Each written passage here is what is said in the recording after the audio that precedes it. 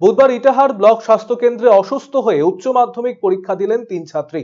ইটাহার থানার বনগ্রাম উচ্চ বিদ্যালয়ের 2 ছাত্রী সাবিনা ইয়াসমিন ও তাসিফা ইয়াসমিন এদিন পরীক্ষা দেন। তাদের সিট পড়েছিল ইটাহার উচ্চ বালিকা বিদ্যালয়। পরীক্ষা চলাকালীন অসুস্থতা বোধ করায় তাদের ইটাহার ব্লক স্বাস্থ্য কেন্দ্রে আনা হয়। সেখানে 2 ছাত্রীর প্রাথমিক চিকিৎসা করে স্বাস্থ্য কেন্দ্রে পরীক্ষার ব্যবস্থা করা হয়।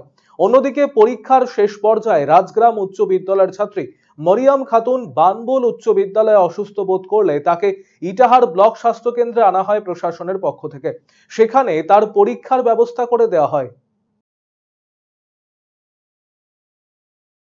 বহু আকাঙ্ক্ষিত চিকিৎসক তথা পূর্ব ভারতের বিখ্যাত হার্ট স্পেশালিস্ট ডক্টর হেমন্ত কুমার গর্গ এখন প্রতি মঙ্গলবার বসছেন রায়গঞ্জের দিশারিতে।